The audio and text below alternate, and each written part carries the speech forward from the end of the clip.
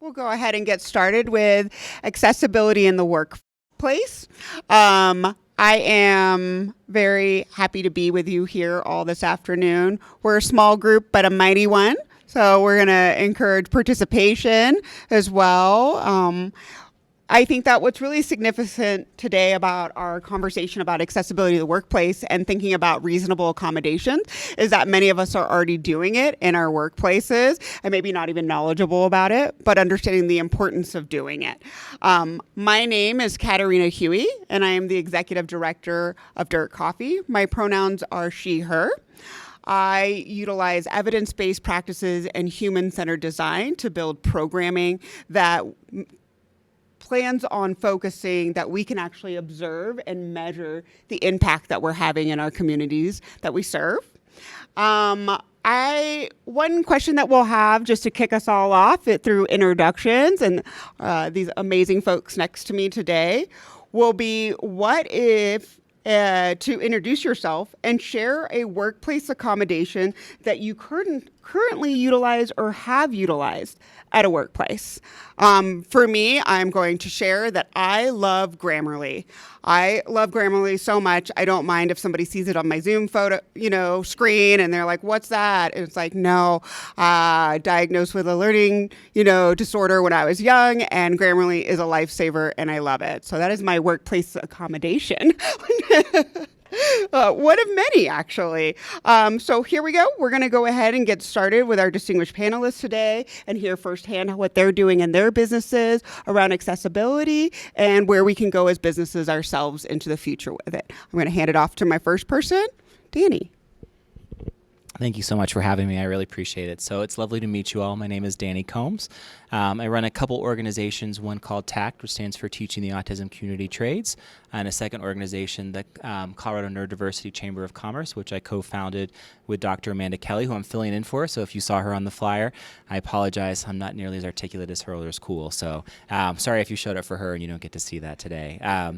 I work on a variety of different boards and have really dedicated the last few years, close to a decade now, towards accessibility in the workplace. I grew up with a father who has a physical disability that was quadriplegic from C2 down.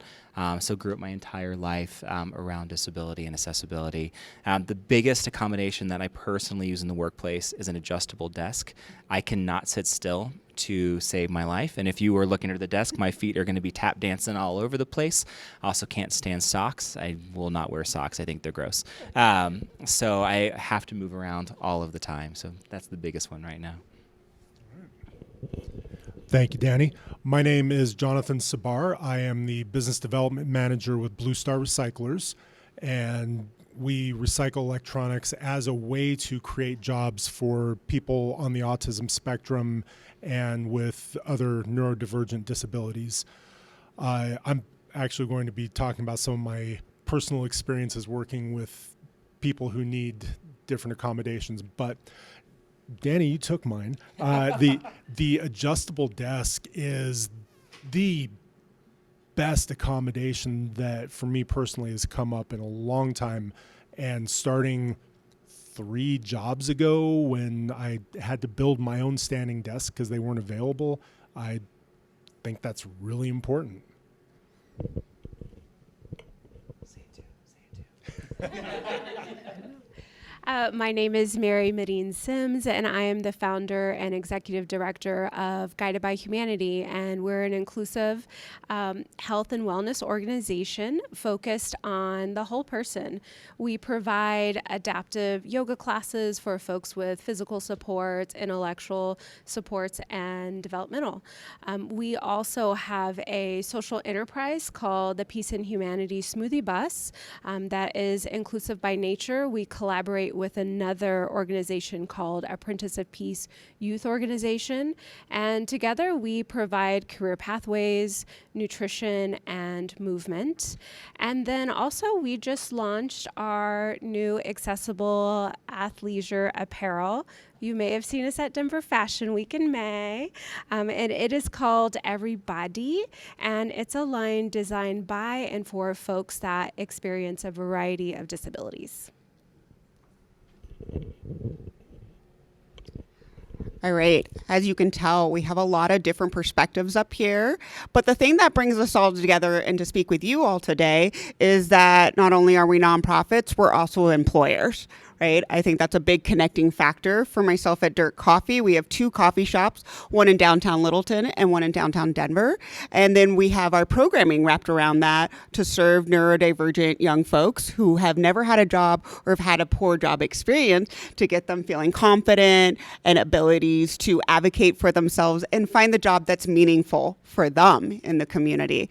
And so when we're looking at working with employers and thinking about finding job settings that are more inclusive, that can start a conversation, we kind of look back at like, why is it important for businesses to prioritize accessibility in the workplace? Why should that be a conversation that everybody's in the room here for today? I'm going to kick this question off to Jonathan.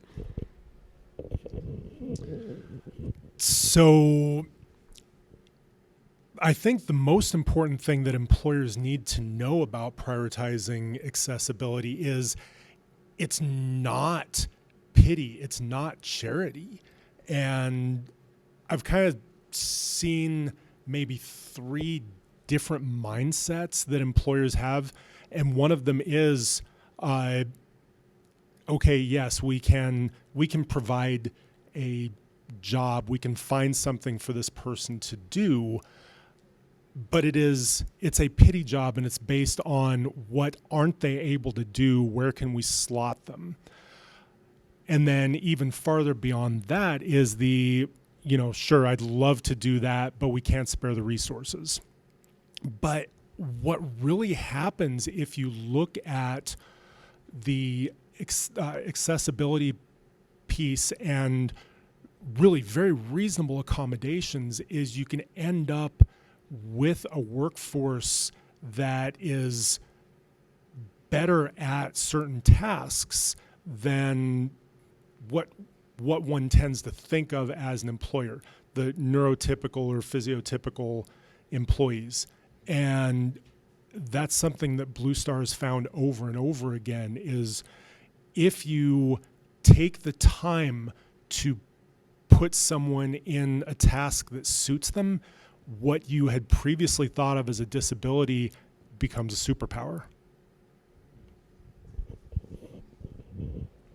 Thank you, Jonathan, for kind of starting that conversation for us all. I think that as we continue in the conversation, it's really important for us to define the words that you'll be hearing. And I just heard a word, neurotypical, and then on the other side, we'd have neurodivergent. And so I would love to hear from the panelists with 15 to 20% of the population is neurodivergent. So a lot of times when people come to us to talk about like, hey, how can I, get into this untapped labor pool of neurodivergent folks I keep hearing about? And I like to say they're already there.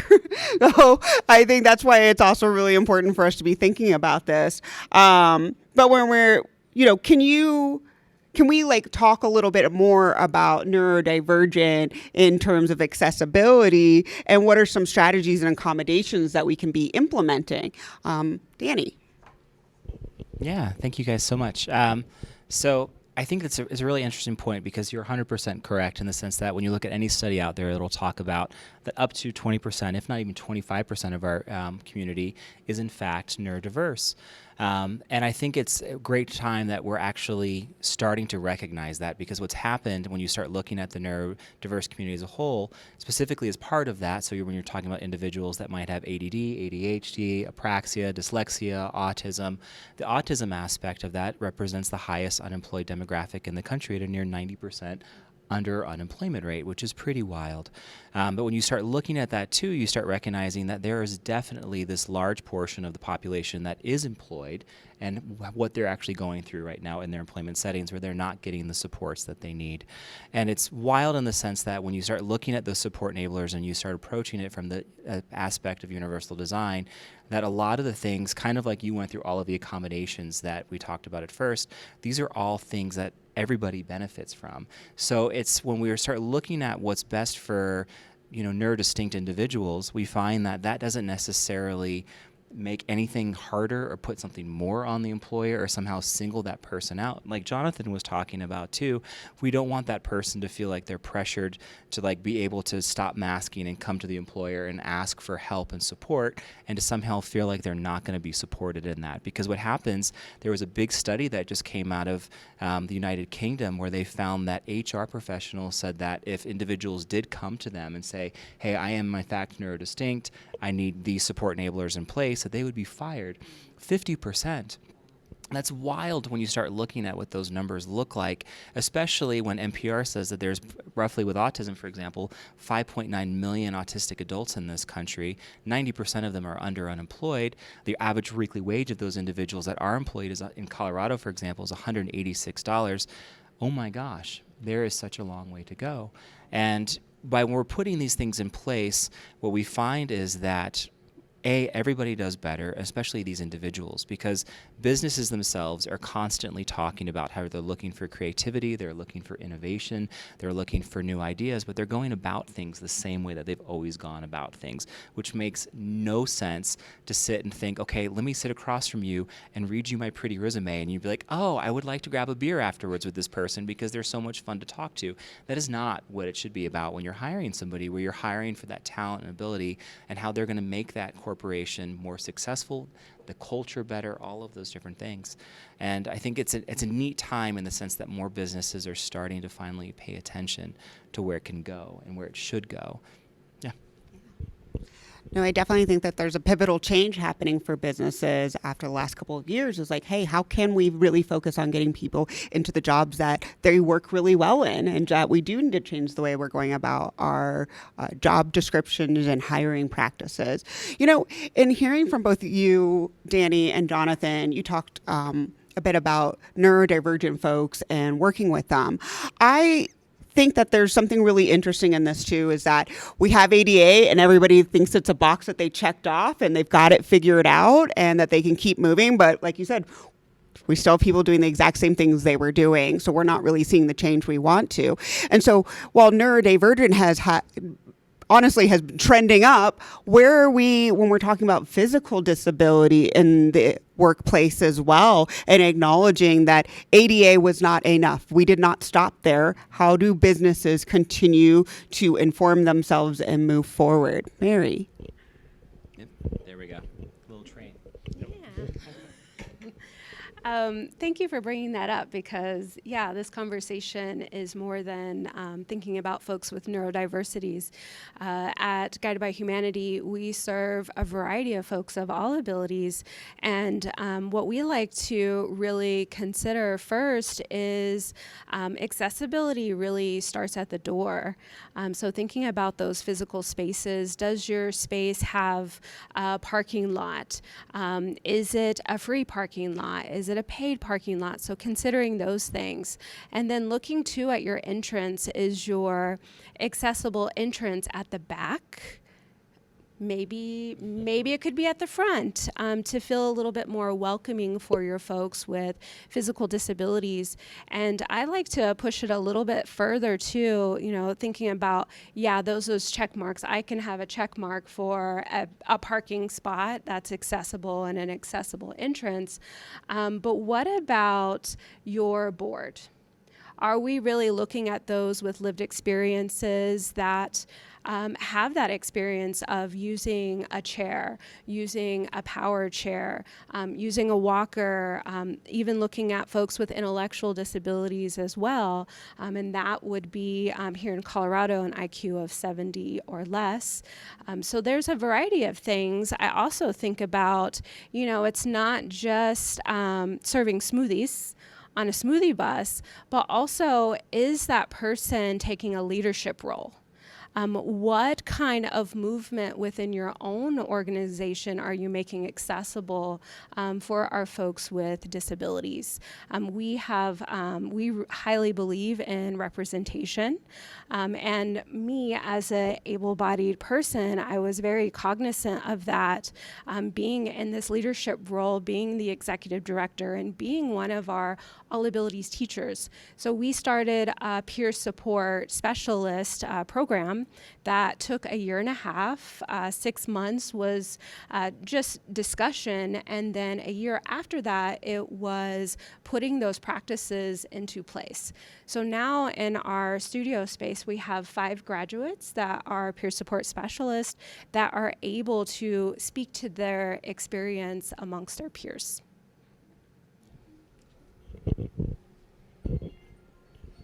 Yeah, no, it really does highlight accessibility is not accessibility if it's not dignified. I think that's so important to see that on multiple levels within an organization, right? You want to see that from the ADA accessible door. You want to see it in the representation of your leadership on your board. Who is informing the programs, or who is the one that's doing the training of your employees? Like, have they been trained in different various learning styles, right? And when we're thinking about all of these pieces and accessibility, I think that we know, and I'm sure we've heard it, but when we think about the curb cut effect, right? The sidewalk that we have now that we all benefit from, that we can bring our strollers, our bikes, just to be able to have that was really a feature for wheelchair users, but now we couldn't imagine our life without them. And I like to think of other things. I just recently found out the potato peeler, that grip on it was actually created for people with arthritis, and now we couldn't even imagine a potato peeler differently of like holding that, So we just see that there's so much benefit that comes from when you're thinking about a world from a different perspective of view, from a universal view. You're like, everyone can access this, how amazing that is, and how everyone really benefits from it. But when we're talking to our businesses today, what are those benefits that businesses will see towards their bottom line, towards their objectives, towards their culture? Jonathan. Absolutely. So at Blue Star, one of the things that they did was to bring in an analyst to look at the numbers and to look at the work being done. And what the analyst found was that our employees have something like a 98% on the clock task engagement. That is compared to 40 something for the industry standard. Our employees have less than 10% annual turnover. They have about 1% unexcused absenteeism. They have virtually no on-the-job injuries, because with our employees, when you tell them they need to wear their gloves and their safety glasses, they're going to wear their gloves and their safety glasses. It doesn't occur to them not to, because yes, that is the process. By making a workplace that is accessible to the employees that we have, we've developed a workforce that allows us to be a better business and a more revenue generating business than we would be otherwise. So it's not just a here's something nice to do. It is a good business decision. It's a good business model. What about that? All the research points to this. We have amazing research from very large companies that have seen this. And I'd like to hear from the other employers today and those working with folks. How has it impacted your business, Danny? It's a great question. I mean, yes, to me, as like a former musician, when you look at it, it's like every study in the world will say music is good for kids in school, yet what's the first thing that gets cut? Music from schools. Makes zero sense when you start looking at it from a business perspective. I mean, Jonathan hit the nail right on the head. There's a concrete company that we work with up in Brighton, and they came to us after COVID. They had hired 700 folks, and after COVID, and they had 100% attrition. They figured out the HR cost for that was $2,500 per person to get them trained, sped up, get their laptop. They go through all of their policies and procedures, all of that. When you equate that, it's over $2 million of lost HR costs. When you hire our demographic of kids, you're exactly right in the sense that it's bringing innovation, it's bringing stability. So from a business perspective, to actually start looking at it in the sense that when you're not having to have that constant turnover, you're saving money from the HR perspective. You're embracing a community authentically of inclusivity, and then your business makes more money. So in America, right, what do we love to do is make more money. And I mean, it's interesting, like even talking about the space, the room we're in right now is not ADA compliant. So it's interesting how, like, even in being in spaces like this, once you work in this world, even as we're all talking, this would fail. So there's still so far to go. I mean, the best thing I'm seeing about this room, and it's lovely that we're hosting this, so thank you, Good Business Colorado, is, you know, it's still in business today. The temperature in rooms was established back in the 1950s for the average 5'10" white male. The room in here, it's almost 71 degrees, so kudos to you guys to actually turning that up to the right temperature. So that's a good step.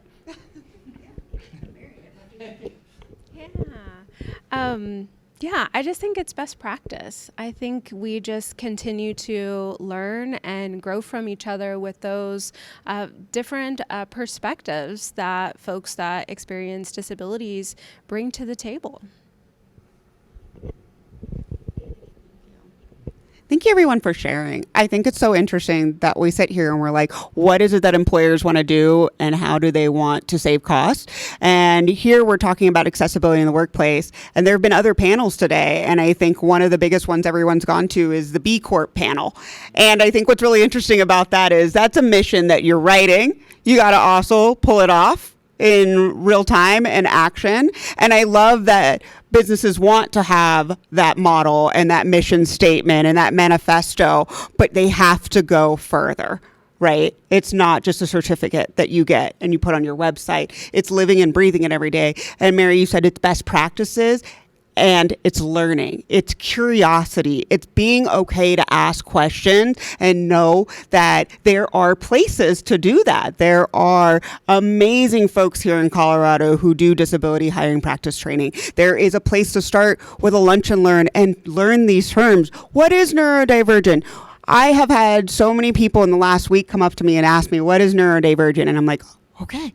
We're defining. Let's keep defining. But that's good to know because we need to keep having this conversation. We need people to have the terminology. Language is so powerful because it really is how we learn. We create these best practices.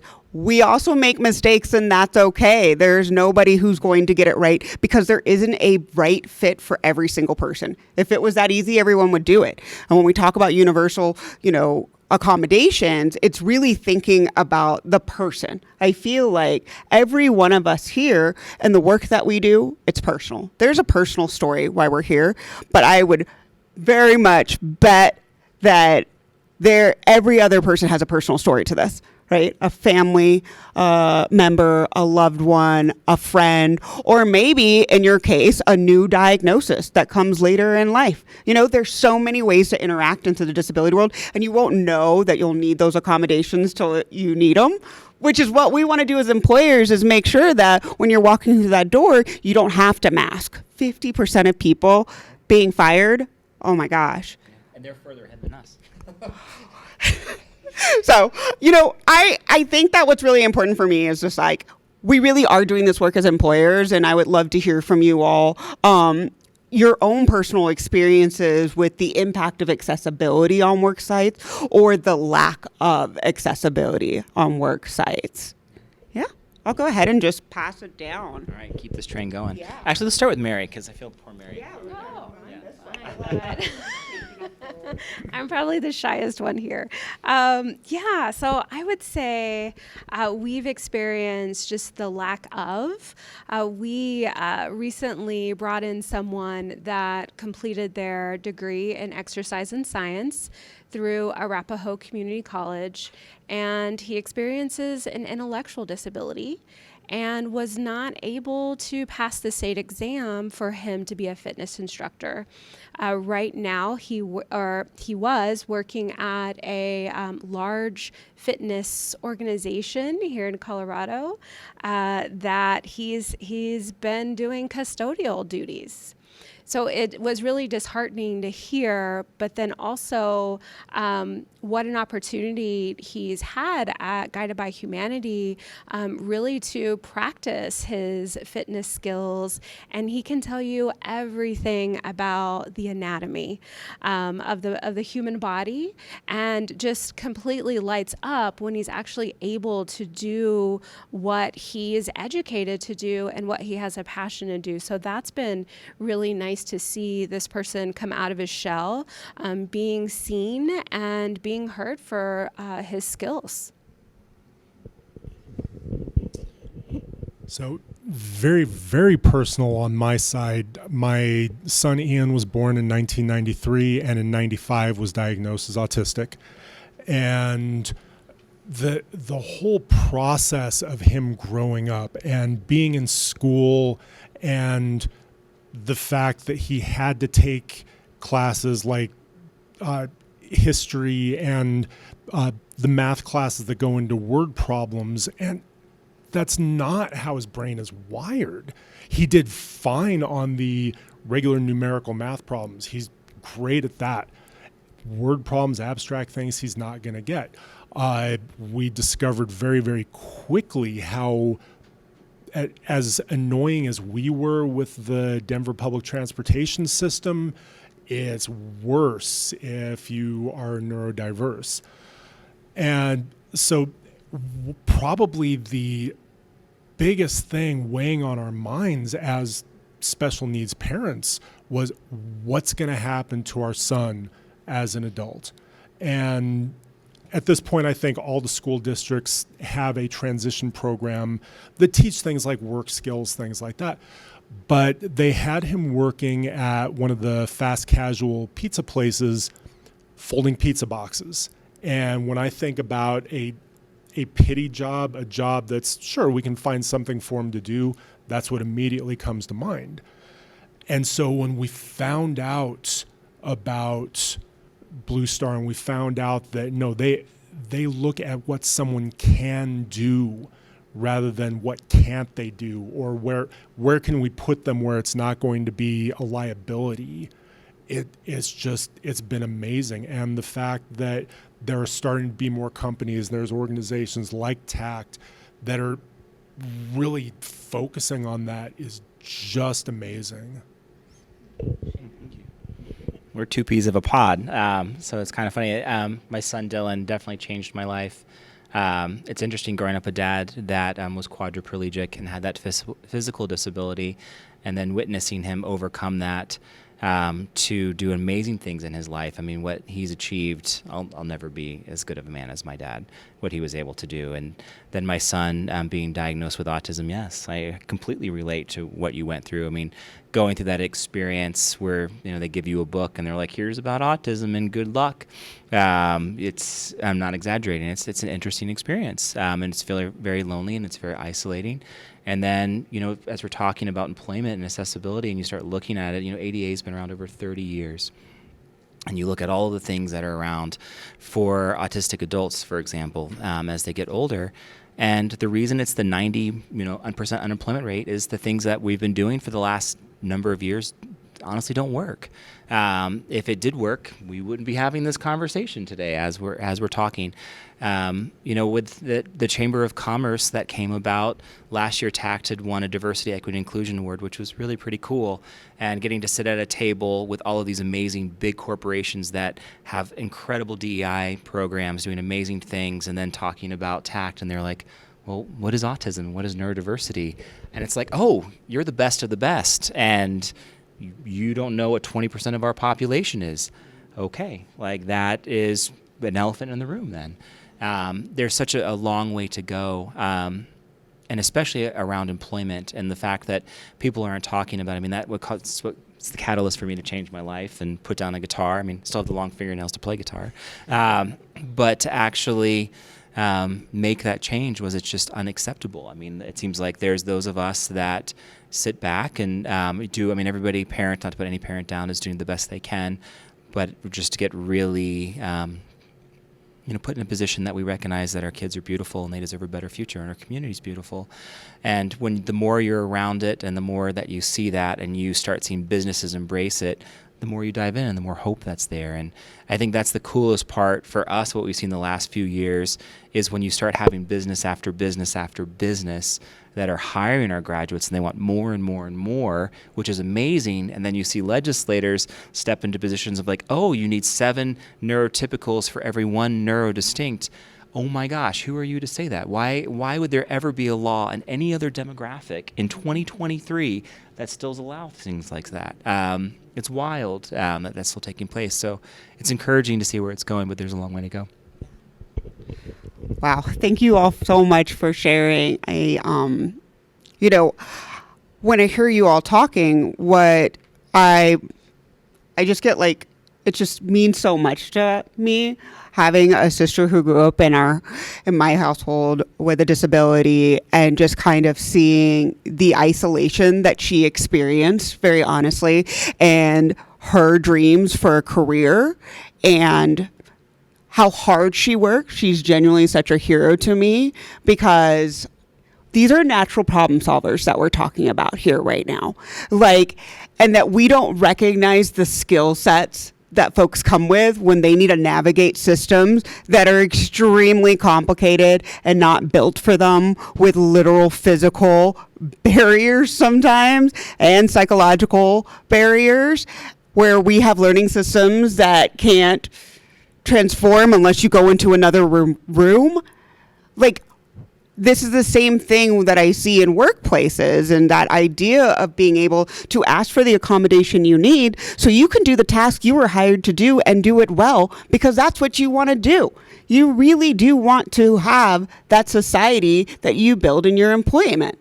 And yet, there are still so many misconceptions for employers on what people are capable of. The fact that there is still a question mark on if I should hire someone with a disability, right? And we know that those misperceptions are starting with employer-based conferences and HR. I always say that going to a couple of them, the only time I would hear disability mentioned was maybe during benefits, and there was a groan, there was a noise that's made, or it was talked about at lunch or at the coffee table, and it was like in hushed tones where somebody was like, did you know that if they disclose, you have to hire them? And I was like, whoa, whoa, whoa. That is like, how is this still happening, these misconceptions, right, of what people are capable of? And if we don't change that internally in the employment and have very frank conversations that this is still happening, it goes back to where you said there's still so much work to be done, because I don't think that we're completely ready to have these conversations. I would like to hear from you all. What are some of the other misconceptions that are happening in your industry that you're seeing that you'd like to talk to employers about? Danny. Oh gosh, there are so many. I'll leave some room for you guys here. The biggest thing I think that is that our kids are still looked at as less than. It's still such a deficit-based mindset in our society when they look at our kids just as the pity, and rather than the value and the asset. When you look at all of the great innovation that comes in the last century, my gosh, it's a long, long list of neurodistinct individuals that are the root cause of all of the innovation and creativity. And to somehow have that overlooked, how many of you guys saw the new Oppenheimer movie? How amazing is that? They didn't talk about his autism, but it was, for those of us in that world, come on. You watch and it's like, this is very, very clearly, a neurodistinct individual. And look at the impact that had on the world. And in so many different ways, it's overlooked and kind of pushed to a side. But I'm just going to leave it there and say that until the world starts looking past this deficit-based mentality, and specifically when it comes to employment, the only thing that's funded right now across the board for any kind of autism service, for example, is insurance for behavioral services.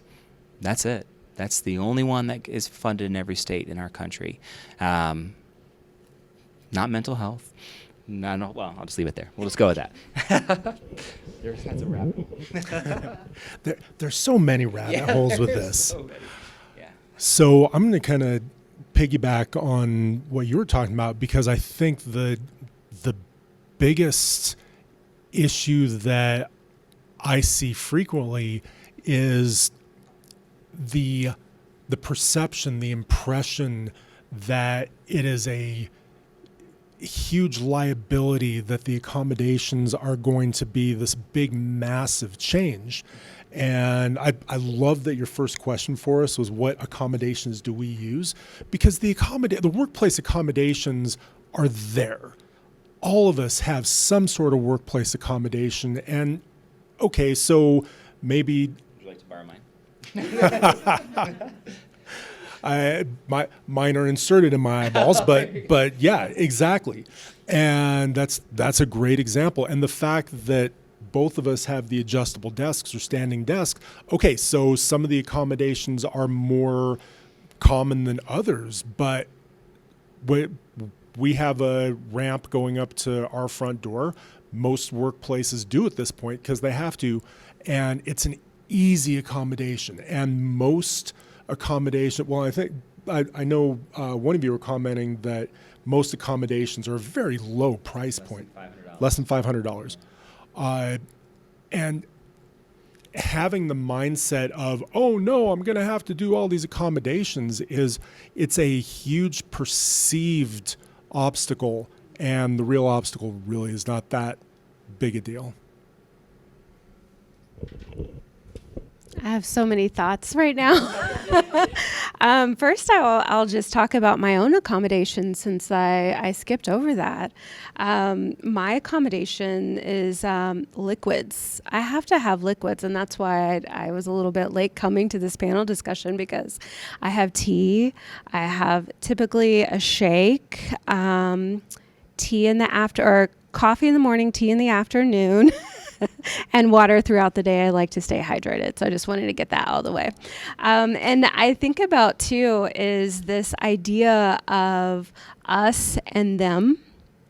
I find it just really fascinating with that idea of like, this is not me. So why do we need to accommodate? In the next 30 years, we're my age group, mid-40s, we're going to be the largest demographic group, and 70% of those folks in my age group are going to have disabilities. So I think about like, why aren't we designing universally now? Because I guarantee I probably will need an accommodation. I also think about, we talked a little bit with our pre-work about the application process. And, we talked, actually, I won't say too much. I don't know if we've gone there yet. But I'm going to backtrack a little bit, and I just wanted to mention identity. There's a question, do you need special accommodations? But do you have a disability, it tends not to be on there, or how do you identify when everything else is on there? So I feel like this word disability is so taboo, which is just really heartbreaking.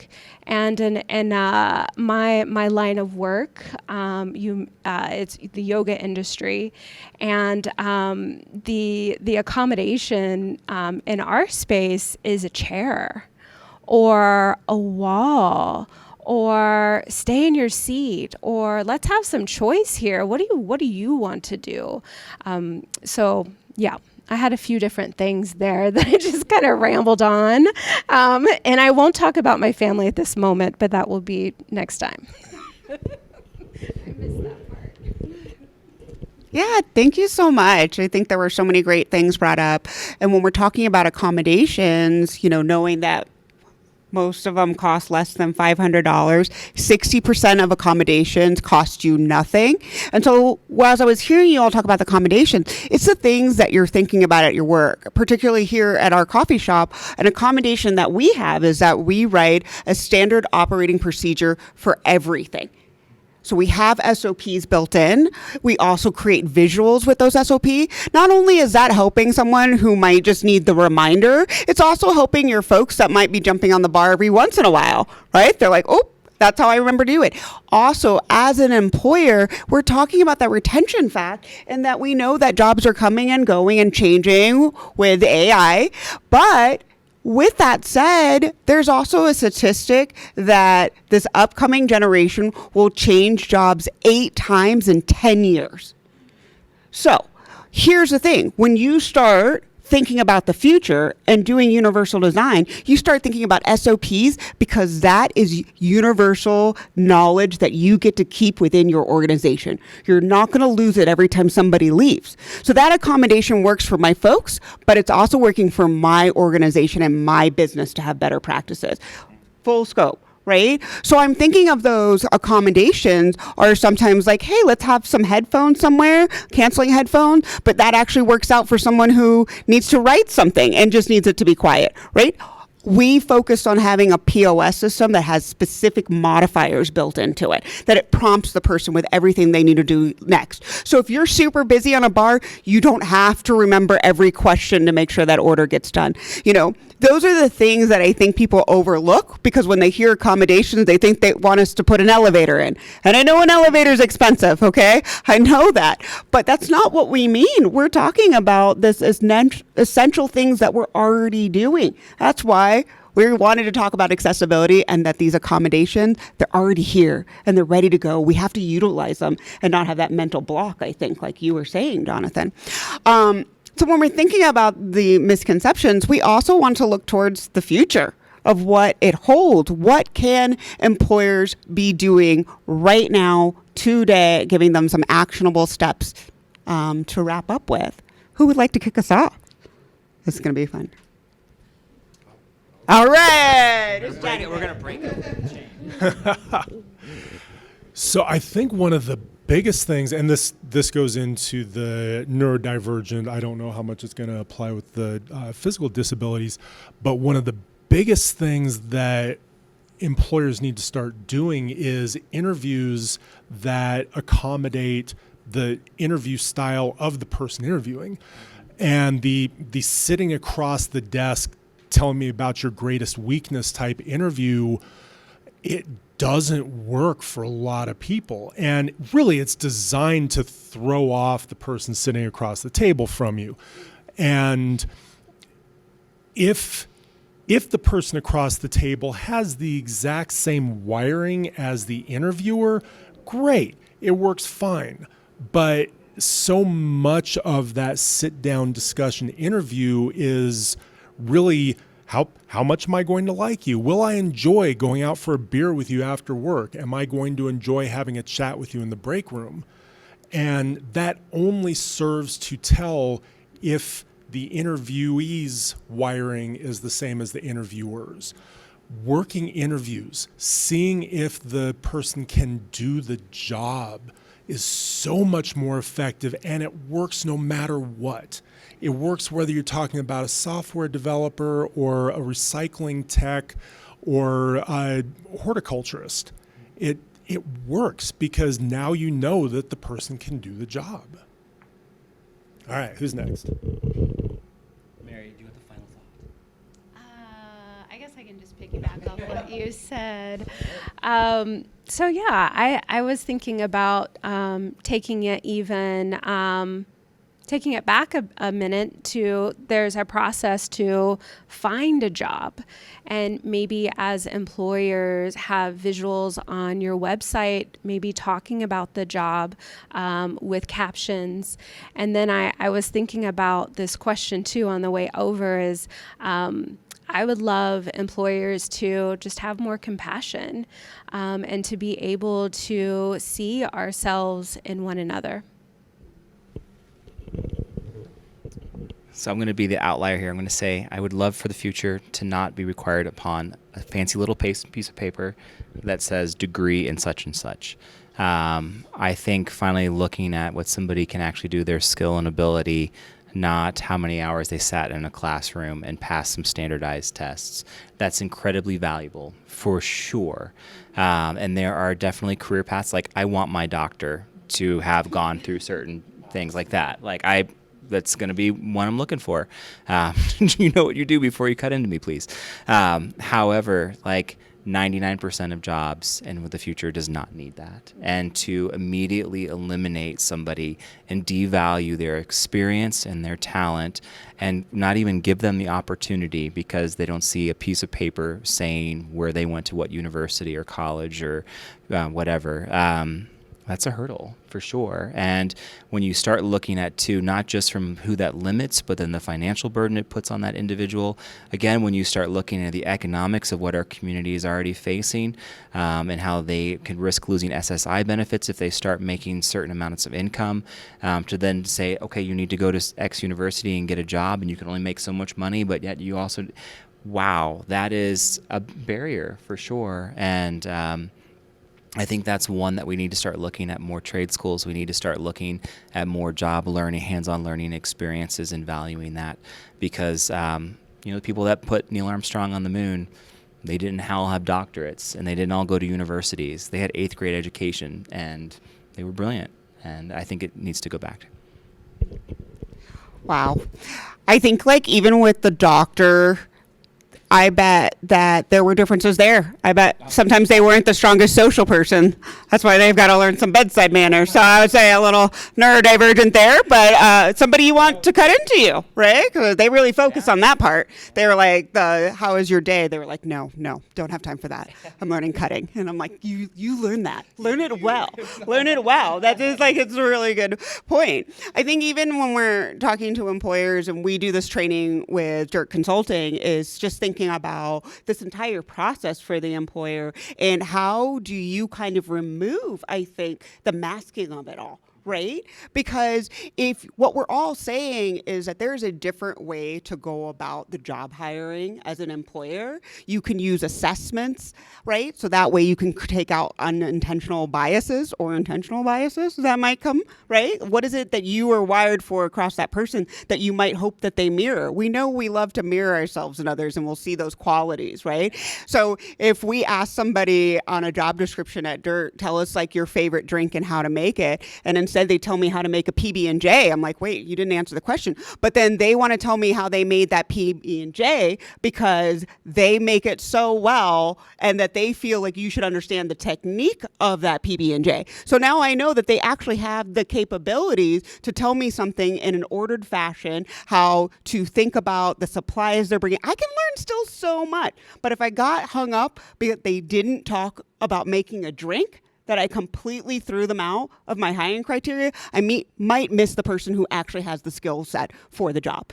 I can teach them how to make the drink. I might not be able to teach them that orderly function of organization for it. So I tend to think about that. And what you were bringing up too, Mary, was that identity piece inside disability. One thing we like to do is, and you may have heard of it, is it's like the pizza identity. Like when you bring somebody in, they get to build their pizza and layer it with who they are and their intersectional identities. I think that's so important also in the disability, is that there are other marginalized identities within the disability realm, and those folks are facing even more barriers that's interconnected with this entire conversation we're having, but disability is there within it and still so taboo, right? While we've continued to have DEI conversation and come to the table to talk about things, disability is still very quiet. And so I'm really glad that we got the opportunity today to talk about this. I think that it all opens our eyes for having the different perspectives of the work that we're doing and the changes that we want to see and doing it together. And I just thank you all so much for being here and taking the time of your afternoon. For those of you in the room and online listening to the work that's going on, how you can be involved, thank you so much. I do want to give a second if anybody has any closing thoughts or words before I wrap up this afternoon. Is cream cheese and jelly. I'm just throwing that out. So I have to ask Danny, why cream cheese and jelly? You never had a cream cheese and jelly? No. Well, that's what you're doing when you're going home. That's your dinner. It's delicious. My son eats that every morning. See? Cream cheese and jelly? Cream cheese and jelly. All right, if I walk away out of here today, I just that's a whole thing. I haven't, but I've had pastries. That's basically what the filling is. Yeah, So I can picture right? it. Yeah, see? Very good to know. Well, I will say with that thought, as I said, there are so many different ways to ask questions and to learn about the folks that you're working with, to train across leadership roles, all the way from your person who is doing the trainer, your managers, your supervisor, to your CEO and stakeholders. Everybody has to be on the same page to make this work. So share this video with them. And to our panelists, I thank you for your invaluable insight, sharing your personal experiences with us, being amazing employers in the community and getting more people employed from the disability community. And for everyone, let's foster more inclusive workplaces. Thank you so much.